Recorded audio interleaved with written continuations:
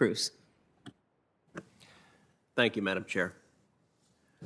For more than a decade, there has been a focus by Barack Obama and Joe Biden and their administrations, a focus that I find as inexplicable as it has been catastrophic, on freeing terrorists from American detention. In 2009, the Obama-Biden foreign policy team decided to close the detention facility at Camp Bucca in Iraq. By 2014, as ISIS was forming, it became clear that over a dozen of the group's top leaders had been freed from Camp Bucca. Those included Abu Bakr al-Baghdadi, his deputy, and Abu Muhammad al-Julani, the founder of al-Nusra Front.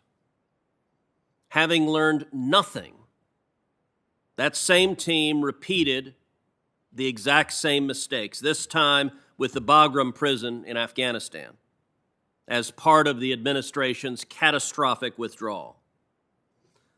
Now, the images that Americans remember of that catastrophe are of chaos and carnage.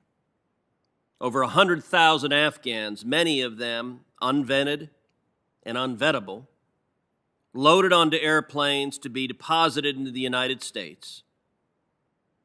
Taliban terrorists overrunning U.S. and Afghan army positions, seizing unaccountable numbers of advanced weapons and technology, and parading them for global audiences.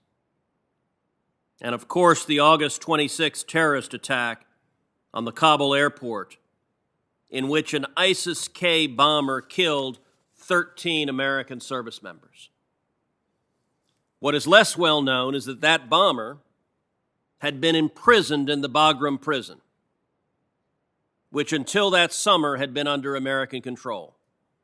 The Biden administration made a conscious decision, again, inexplicably, to abandon that critical position, and with it the high-security prisoners housed there.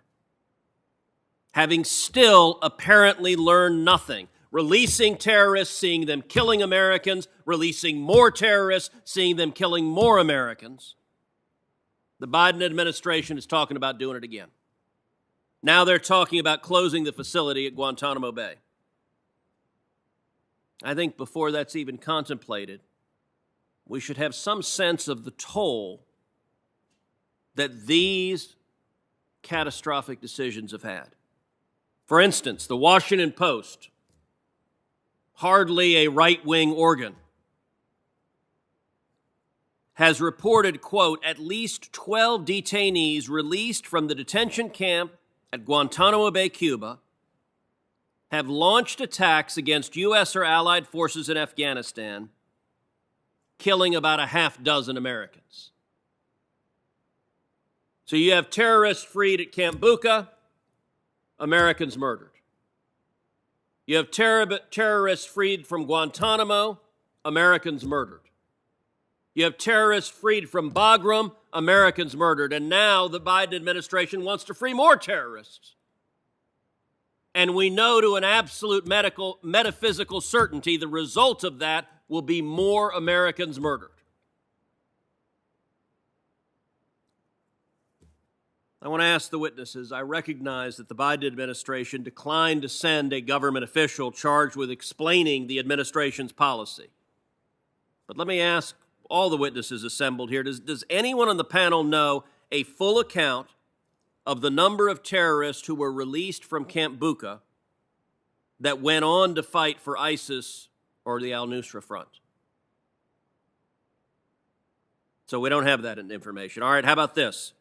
Does anyone know an accurate count of the number of U.S. servicemen and women that have been murdered by individuals we've set free from Camp Bucca, from Bagram, or from Guantanamo? So we don't know how many servicemen and women have been murdered, but yet the Biden administration is preparing to go down this road once again. And it's worth noting that the terrorists we find returning to the battlefield are just some of the ones we've released.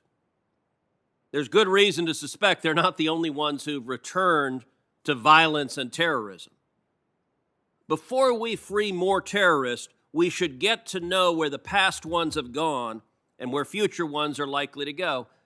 Professor Jaffer, is there a rough estimate of where the terrorists freed from U.S.-run facilities have gone, and to what extent and at what level are those numbers tracked? So, Senator Cruz, I think the answer is that with respect to the terrorists that we transfer to other countries, we have security assurances from those countries for some period of time. Those security assurances are not forever. As Mr. Simpson correctly laid out, they're negotiated typically on a one-to-one or one-to-few basis. But those we have a sense of. But once they go out from those security assurances, we don't know where they are. And the others that we've released, we don't necessarily know where everyone ends up. What we do know to a certainty is that 33%, roughly 32%, 31.5%, have either returned to the fight, are known to have returned to the fight, or suspected of it. Those are statistics from the Director of National Intelligence, so we know that, and that's a real problem. So if you think about the 700 whatever odd number of people that have been released from Gitmo, 229 have either returned to the fight or suspected of returning to the fight somewhere on the globe. Wow. Okay, final question. Of the 39 detainees that remain at Guantanamo Bay, roughly 20 are from nations without a fully functioning government. 14 of them are from Yemen, where enormous swaths of the country are ruled by terrorists. To what extent, Professor Jaffer, are such countries able to track and secure terrorists and prevent them from murdering Americans?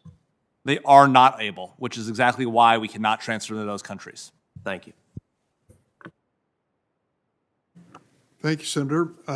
The DNI, Director of National Intelligence, assesses that only 5% of detainees transferred since 2000